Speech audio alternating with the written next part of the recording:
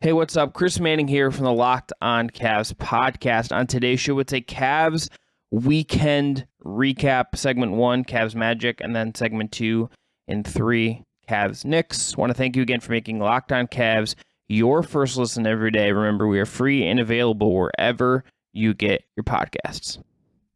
You are Locked On Cavs, your daily Cleveland Cavaliers podcast.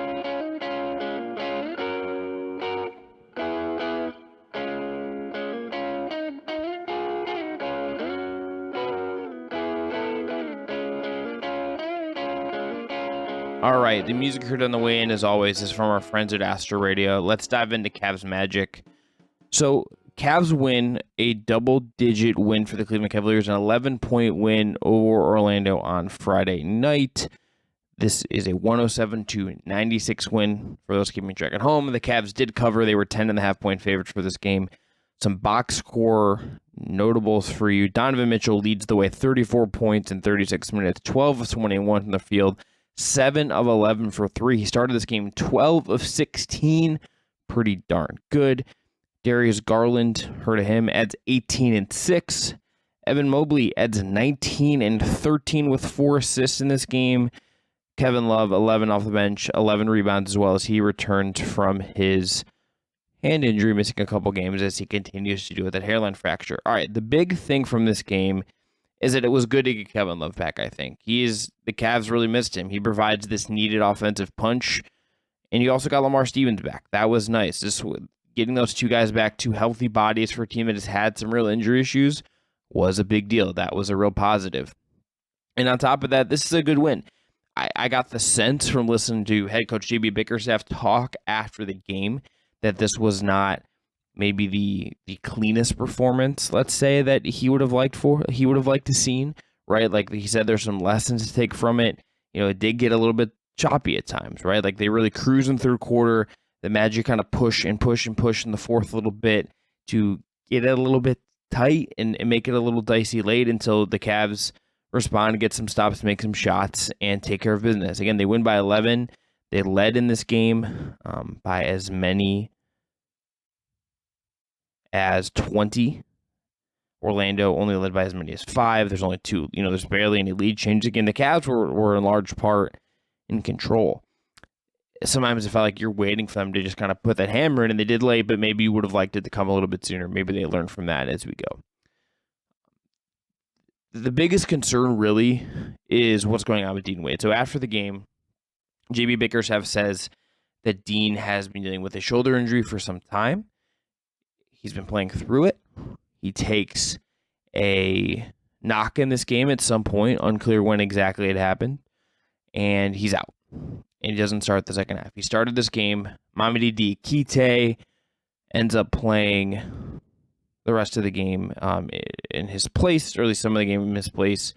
He has, he's been missed some time with a knee injury of late, so this is another little knock for Dean.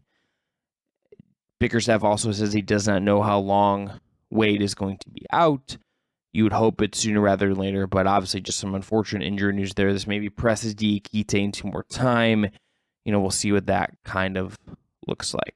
But that's where things stand. We don't know a ton right now other than he's hurt. Did play the second half. Don't know how long he's going to be out. That's about all the information we have right now. To give some quick awards for this game, Donovan Mitchell is the game MVP in my book. I don't think there's another choice. He is so effortless in what he does. He has 32 points in the first 3 quarters.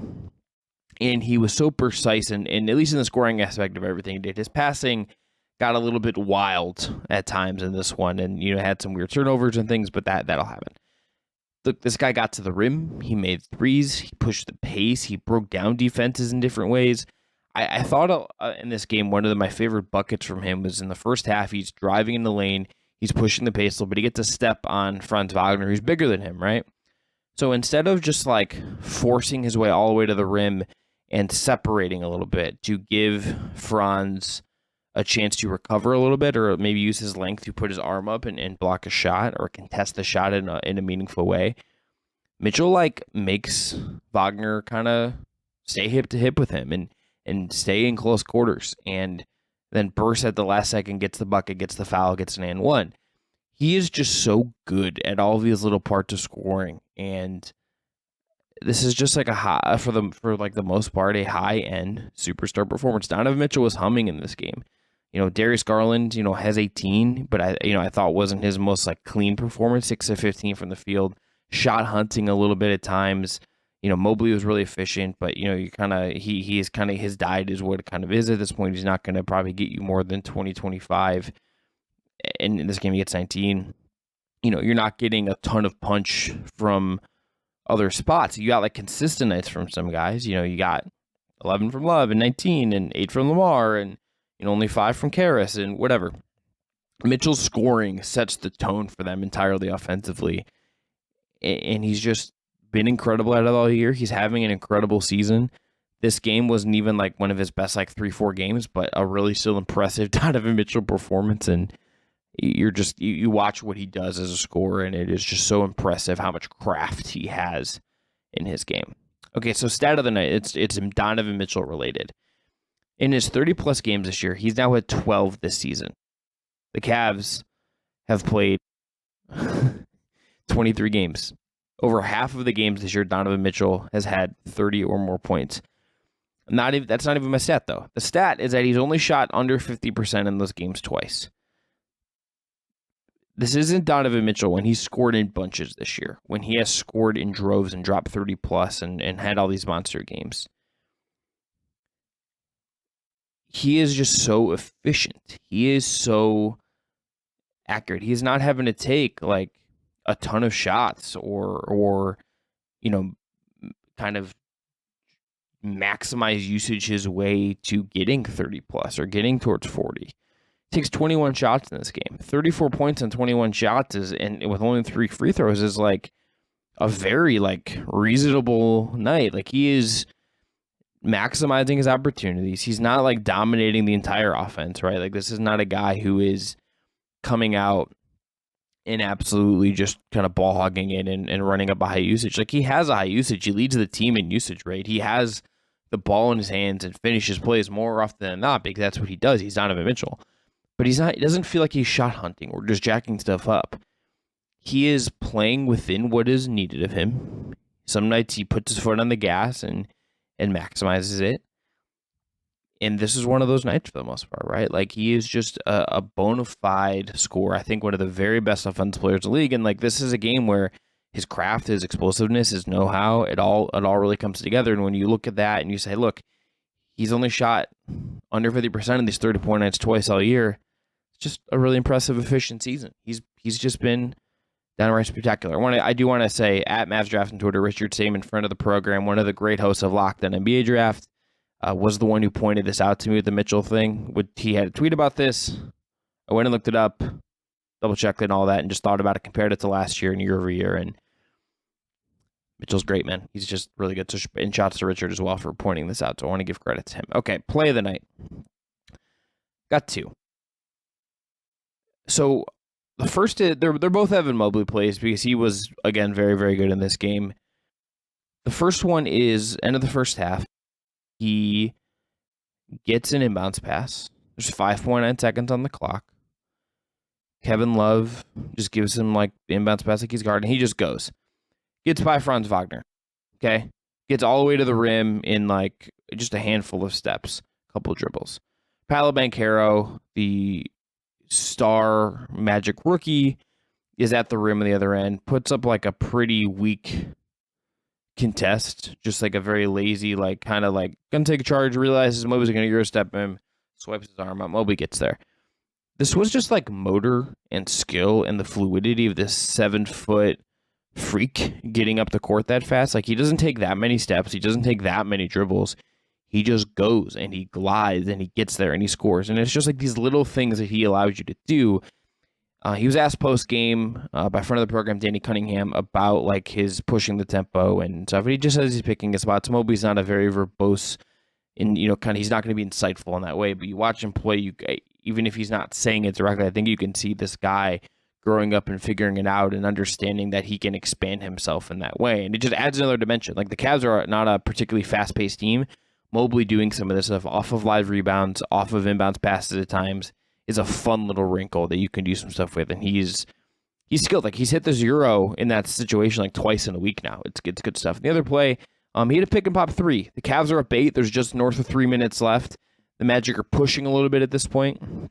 A few times in this game, you would see him and Garland kind of run a pick and roll, and he would slide to the top of the key, and Garland would kind of dribble, get into the corner, not give the ball up, and Mobley's just in space by himself. His defender is sagging into the paint. What Mobley does here in this situation is he gets the pass, Garland feeds it to him, takes a half second to kind of to gather himself, collect himself, and he sticks a 3.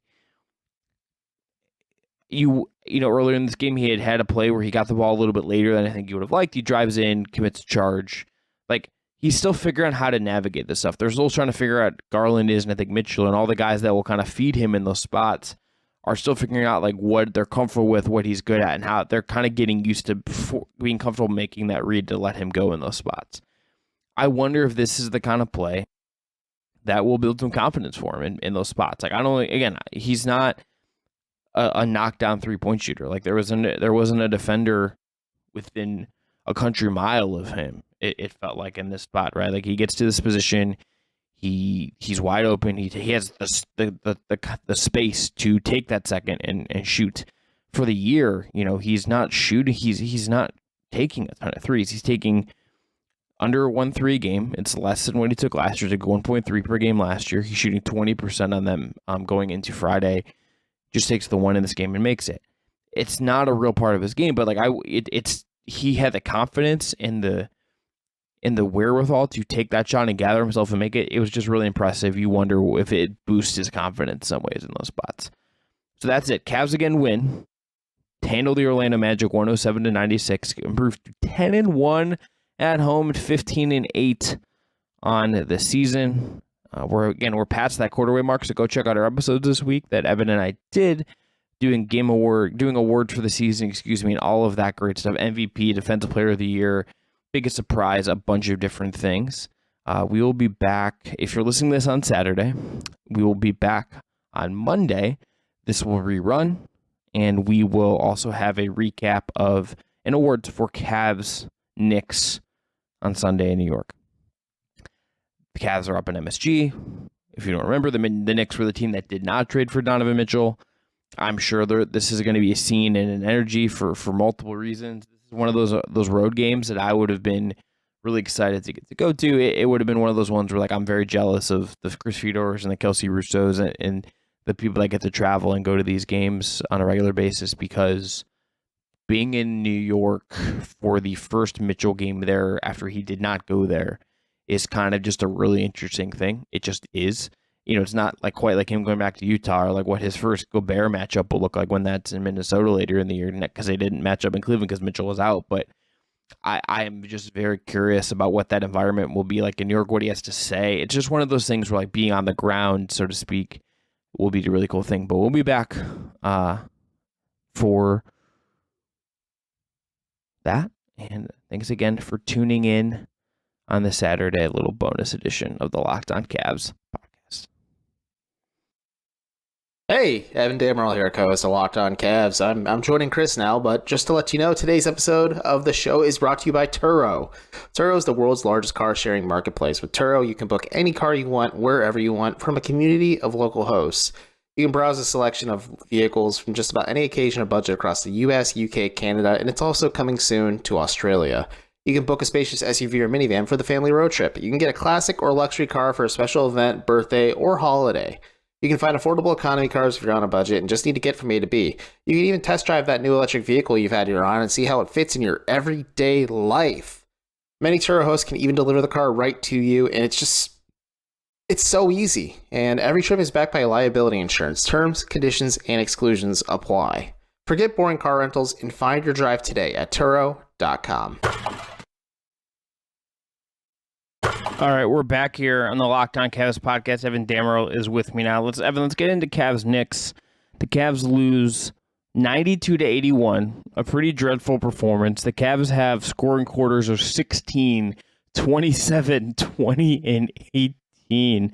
Golly, that's bad. Donovan Mitchell, 8 of 22 from the field, 2 of 11 from 3, 5-6 line, 23 points, 5 assists, 3 turnovers, and 2 rebounds in his, I think, much anticipated first game in MSG since he goes to Cleveland and not New York. Darius Garland also not particularly on in this one. 5 of 19, 3 of 9 from 3, 4 or 5 from the line. Had only 3 assists against 4 turnovers, 17 points. Evan, this is just perhaps the Cavs' worst performance. I think definitely it feels like the Cavs' worst performance of the year.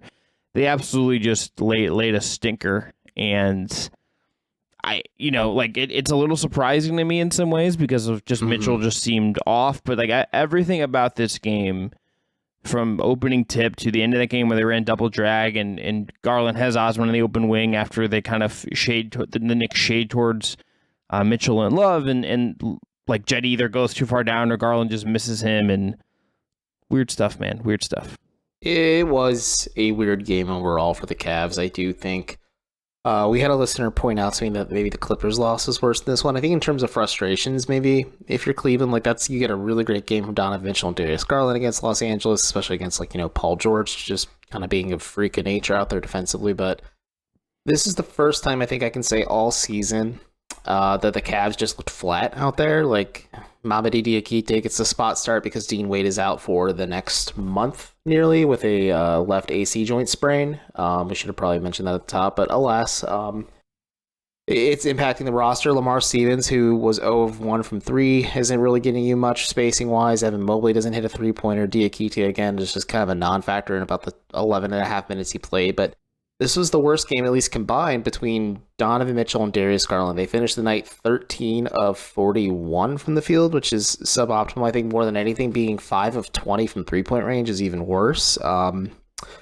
We could say it's growing pains. We could say it's the New York nightlife being undefeated. You can say anything you want. Like, this is just a bad game for the Cavs. And I think for me, at least, when it's not much to take stock of in the grand scheme of things, but Cleveland's 10-1 at home, and they're 5-8 on the road. Like, they just are not a good road team at this juncture. And maybe this is what I was talking about when I did a solo show while Chris was on vacation. This is maybe where the Cavs kind of need a guy who can get in the face of other players and kind of jolt them a little bit and wake them up. Because sure, it's an earlier tip off. It's at 6 p.m. and sure, there's a lot of things you could say that didn't go Cleveland's way. But the Cavs looked lifeless. They started the game.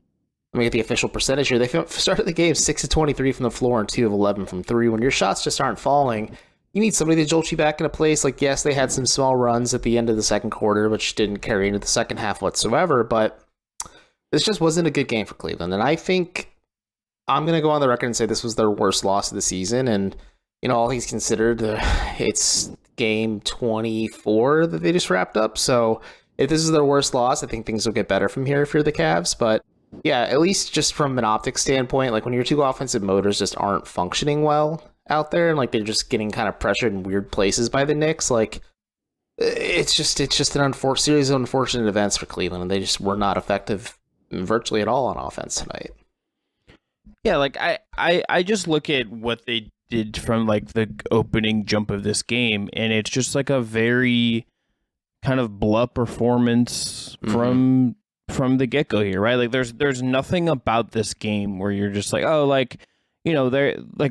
looked good. I thought Evan Mobley was probably the best player in this game just because he had some outrageous defensive plays protecting the rim, stopping drives.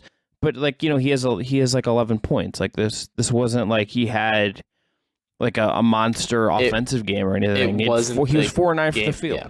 It wasn't that loss against the Clippers where he nearly had a 20-20 game in that one.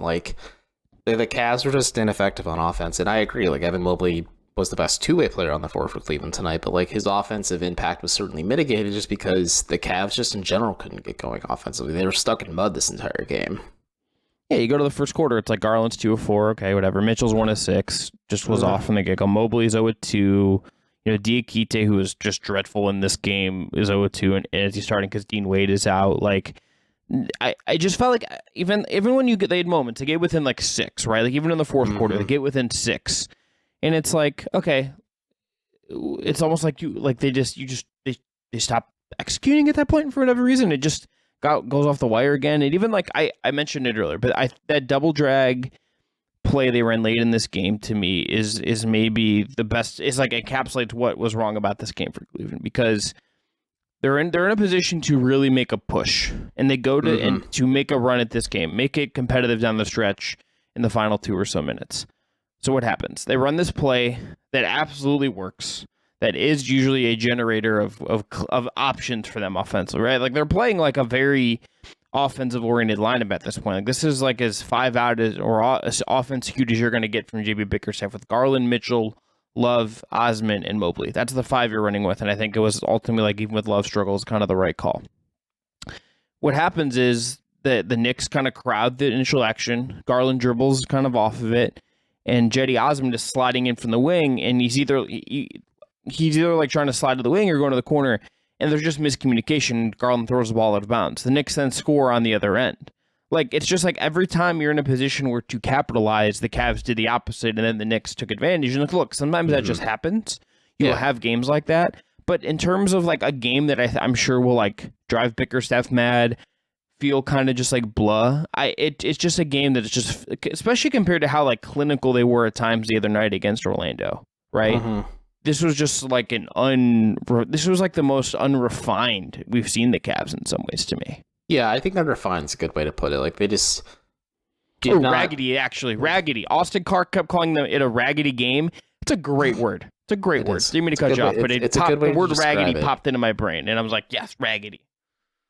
Yeah, it's a good way to describe it. It's a good descriptor in general. But, like, in terms of just individual performances, like, the Cavs didn't get a ton of bench production other than from Cedi Osman, who had 10 points and 4 rebounds, and then Kevin Love, too, who did have 8 points, 7 boards, and I mean a couple turnovers and 2 fouls and everything. Like, that's fine. But like, you're not getting anything on the back end from Karis LeVert. Isaac Okoro was a non-factor in this one. He was 0-3, 4 fouls, 1 assist, like in 13 minutes played. Then Robin Lopez got a cup of coffee, I guess. He had 1 turnover, 1 foul in about 2.5 minutes played or so. Like, the Cavs are just really hurting from a depth perspective without Jared Allen out there. I think without Dean Wade out there. I think without even Ricky Rubio out there as well. Like, it's tough to kind of just cobble together things when you're at least missing 2 key rotation guys, at least in this current juncture, in Allen and Wade, and obviously Rubio as well. But that's just a different thing in itself because Rubio is rehabbing for so long. But like you said, the Cavs were clinical in their approach and just how like they just took care of business against a very bad Magic squad. And like,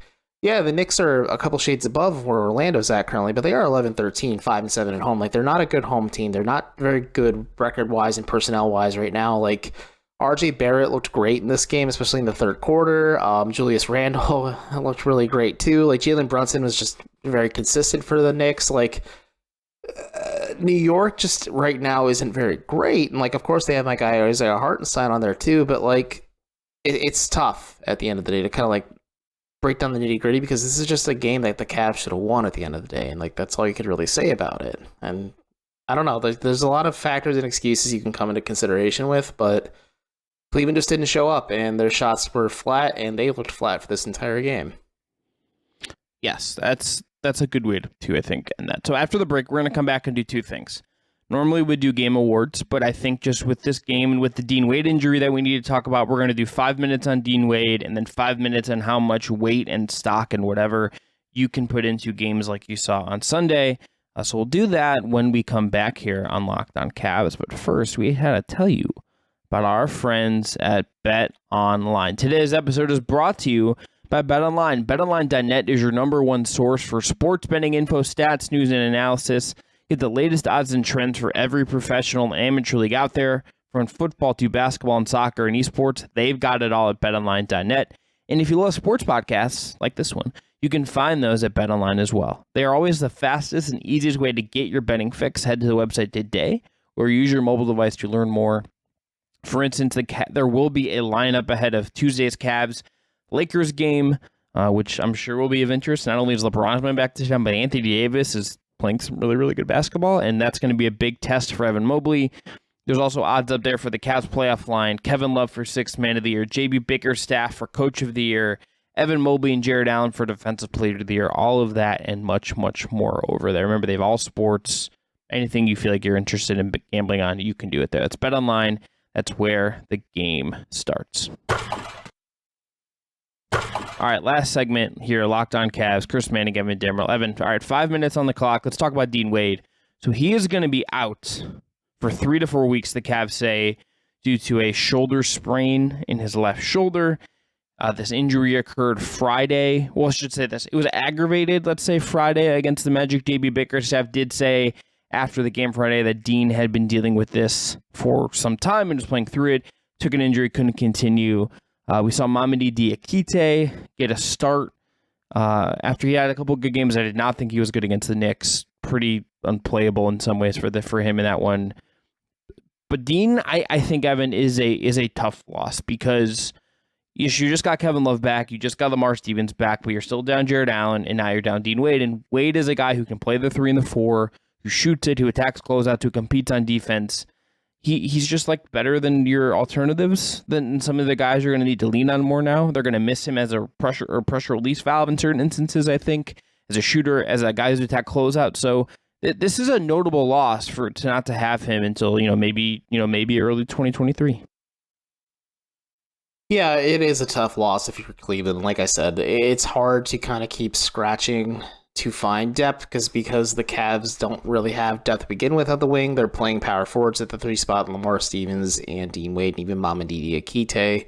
At the end of the day, like of those 3 players we mentioned, like Wade is really the only plus shooter, and it at least made the 2 big lineup even more functional for Cleveland. And you also saw Wade operating success alongside Donovan Mitchell and those spread pick and roll lineups that I've talked about several times on this show too. So I think this was just a tougher loss for Cavs. I think they can stomach it clearly once they get Jared Allen back and maybe Ricky Rubio back either before the end of this calendar year or maybe the early beginnings of this calendar year. And you try to lick your wounds and move on. And I understand, like you said, like Diakite wasn't great in this game, but I understand why JB Bickerstaff started him and Lamar Stevens together because Bickerstaff clearly has a way he wants to utilize Karis LeVert more as a 6-man where he gets more shot opportunities and just maybe has more chances to just kind of run in tandem with the offense, whether it's with Garland or Mitchell or even both of them at times too. But just defensively, the 3 of those together for long stretches just isn't palatable if you want to win games.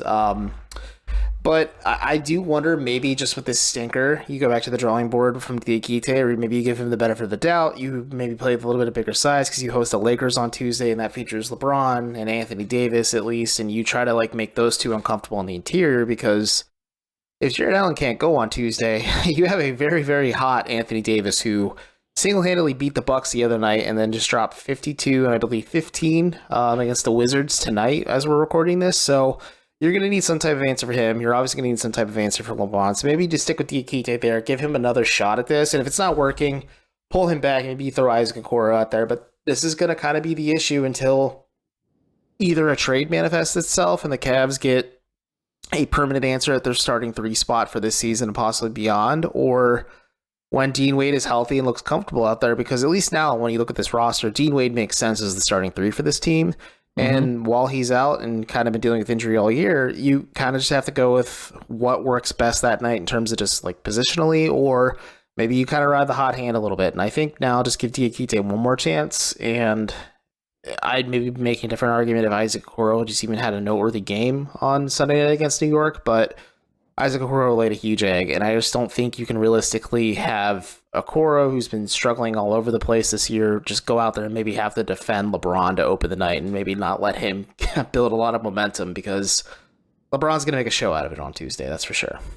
I mean, Okoro also just doesn't have like the size and like based on like what he plays, how he plays defensively. I think he's in theory your best wing defender on this roster. Yeah, so I mean, the best wing defender of this team is Evan Mobley, but like I think Diakite is going to get like if he has to do that, or like he is part of like a tandem where you're like trying to double AD in certain instances to make him pass because you don't want Mobley just taking that 1-on-1. Like I think you're in some structural trouble there. And look, I think Evan, this kind of leads into what I'm wondering about thinking about coming out of this game and how much you can put weight into some of these. And I don't think it is worth like going like up to a 10 overreaction scale. Like I think not having Jared Allen obviously is like such a big deal. He's having like no, I think like his raw numbers are not quite as good as last year, but like you look at the impact stats and he's having just like an outright incredible year. And I think anyone with an eye can tell you that like, look, their defense just isn't as good with him protecting the rim, even if Evan Mobley is making some truly sensational plays. my issue ultimately, but then this game is also one of these things that makes me just. I came into the year squinting at Cleveland's depth a little bit. And, like, I like some of the guys they're playing as depth pieces. Like, I like Okoro, I think, more than most people. I think he's had a decent run here. I like Lamar Stevens. Like, I think the Dean Wade business on the extension made a ton of sense. Yeah. I just kind of look beyond, like, your main guys. And I think this is the case for every team. But I don't really totally feel like some of the pieces they have fit in the way you sort of want them to, right? Like especially if like even at where Kevin Love is off, you have like a real issue with spacing. Like LeVert gave you like really nothing in this game, just kind of got beat over and over again defensively. Like don't even the second half Caris LeVert played under 3 minutes in the second half. Like he was just a non-factor in the second half. Like this roster to me, Evan, just feels incomplete. Still like they're the pieces of the puzzle are not fully intact. And like that's the kind of thing where if you have a team that is well kind of functioning 1 through 10 or 1 through 12 a little bit better, I think you could survive some of this stuff. But like it felt like in this game when stuff isn't working and you're playing A and you have these injuries, JB is throwing darts at the board and he's just trying to find something that can work and get into that bullseye zone or get close to it. And it's really hard to do when your pieces don't. This roster basically to me has never totally felt fully cohesive. And I'm curious to see like how that will evolve. Not really even just this year, but going forward. But I think that's like really one of my biggest questions is like how cohesive is this roster? And that's not that this is a kind of game where that kind of exasperates those thoughts of head fair or not. That's just where my head went. No, I think that's a fair question in general about this Cavs team. I think they are incomplete right now. They emptied the clip to go get Donovan Mitchell and they should have. Yeah, they should have. They absolutely hearts. Like no regrets trading Larry Markkanen, Colin Sexton, and Ochai Agbaji because Abaji's not even playing for the Jazz. Because like I talked about this at the beginning of the year, like hey, Agbaji at least made sense on paper as like the starting 3 for this Cavs team because he plays defense and shoots threes, but he's not really getting any minutes and his shot's not really falling when he does for the Jazz. But alas, it's neither here nor there. I listen to Locked On Jazz with David Locke. And they have like other wings. It's like they're like they have like a wing situation where it's like we don't have to throw this rookie into the fire. The Cavs might have had to. Yeah, the Cavs realistically could have if they like let's say they traded Isaac Okoro instead of Ochai Agbaji to Utah. And we don't know how that situation is going to go. So I think you have to just go back to the drawing board, maybe work with the assets you do have on this roster, whether that is Cedi Osman, who again, like I didn't mention as a starting 3 consideration guy because I think JB Bickerstaff has figured out a role that works ideally for him and his staff and this team and Cedi Osman as well, where Osman is like a bit more of a gunner and maybe a bit more of a mercurial player where you ask him to do a few more things some nights just off the bench for you strictly instead of trying to get him to build momentum on offense and as a key weak defensive cog as a starting player instead. So I don't know. I just think the Cavs need to maybe evaluate what their options are. I think they can kind of hold it together just as long as like Donovan Mitchell and Darius Garland aren't as dreadful as they were tonight against the Knicks. But the dam is going to break eventually where like the Cavs just can't lean on those two and ask them to kind of just fix the issues they may have put themselves in or the inverse, like defensively, like you can't ask Allen and Mobley to just shoulder the load entirely too. So like it's a premium commodity, the type of player the Cavs have. Like there's a reason why they're very hard to come by because this is a very 3-point heavy wing-based offense league. So it's going to be tough to find those options. Maybe it is Jay Crowder. Maybe it's somebody else that we just haven't mentioned on this show yet. I don't know. The Cavs just kind of have to figure out some of the issues on the back end of the rotation. And it's just tough because they can never really stay consistently healthy 1 through, let's just say 8 or 9 or 10 at this point, where they always have either a guy at the key end at the top of the rotation or a guy who's like a key piece in the middle of the rotation as well who's just out, and it kind of just dissolves what maybe they're trying to build. And I think just now they need like a healthy good stretch. Like if we were doing the New Year's resolution show, like your resolution is just good health and fortune for 2023 at this point. Like you're just hoping to limp to that point and maybe get some guys back along the way too. Yeah, I mean we're gonna do that show. That's like just easy classic thing we're gonna do end of December. Yeah, it's holidays, baby. I have to work, but we're gonna do a nice Christmas list episode too. I think we're gonna give some gifts. We're gonna find a way to make that work. We're gonna have some fun with it. You gotta wear a Santa hat though. Okay. If If you Grinch me on this, Evan, I will not be happy. As long as you wear your Jesus beard and robe and keeps telling me what you tell me in private about how they need to put Christ back in Christmas. So either way. Can you not? Can you please not? Like, you teed me up and I just smacked it out of the park. Or like front of the program, Danny Cunningham just drove it straight down the middle at the driving range. But two last things we get out of here. Number one, a lot of travels in this game. Oh yeah, it was an unprecedented amount. I believe 13 or more were called in this game. It's kind of nutty to see. It's kind of like the game when Diakite first got the start, where you see a bunch of defensive 3-second calls. Like, it was at least interesting to see this many travels called in one game. So yes, it was a lot, very clunky. Donovan Mitchell was like laughing at the last one. I'm just like, I can't blame him for just giggling at another travel call. Evan, I just want to say this. I think this was the stupidest weekend of sports I've watched in a long time. How so? Besides this game, Saturday. Of course. This was like the cherry on top of the stupid Sunday. Well, is it a bummer? Your Bobcats are playing in the inaugural Barstool I don't want to talk about it. I'm not watching that.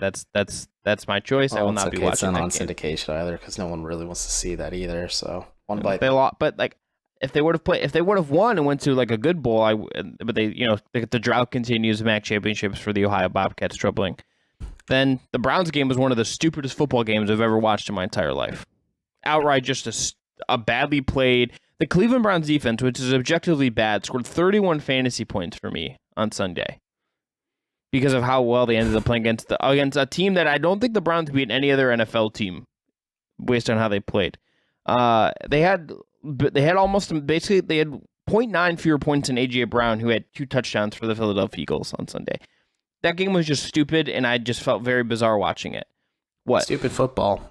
If the Denver Broncos scored 18 points in regulation every regular season game, they'd be 10-2. Instead, they're 3-9. So Broncos country, let's cry. And then the cherry on top of this was Cavs Knicks, which was just like an ugly, not well flowing, pretty basketball game. Like, I honestly haven't expected like a Donovan Mitchell just like showcase, and it wasn't that, and it was weird. And then you get AD and LeBron at home on Tuesday. He didn't have the man in the arena loaded up on his Instagram caption with him like getting a really cool shot at center court. He didn't walk in holding a copy of The Godfather. He also didn't walk in like Taylor Heineke with a pocket watch. So, just L's left and right for Cleveland today. So yeah, Taylor Heineke looking like Tommy Shelby from Peaky Blinders. Wild stuff. Mm-hmm. Like, even down to that. I wonder if anyways, if you know, you know. Everyone had a great weekend overall. Hopefully you're able to find some type of joy through just the muckiness that is sports. And hey, LeBron and the Lakers on Tuesday, then Mike Brown and the Kings on Friday. So fun. And Shai Gilgeous-Alexander on Sunday. And Saturday. Poku too. Yeah. So again, hopefully if you're the Cavs, Jared Allen is feeling right, because you may need an extra body to slow down Anthony Davis, and LeBron's just going to do LeBron stuff, so you got to find other ways to slow down the Lakers, who have kind of found a bit of a groove in some ways. They're not perfect. They're far from perfect, but the Lakers are a little better than they were a couple games ago. Yes. All right. We'll be back tomorrow. We'll look ahead to Cavs Lakers. So please come ready for that. Thanks again for making us your first listen every day. This episode was produced by Jake Stevens. For your next listen, check out the Locked On Sports Today podcast, the biggest stories of the day, plus instant reactions, big game recaps, and the take of the day. It's available on the Odyssey app, YouTube, and wherever you get your podcasts. See ya, everyone. Talk to you soon.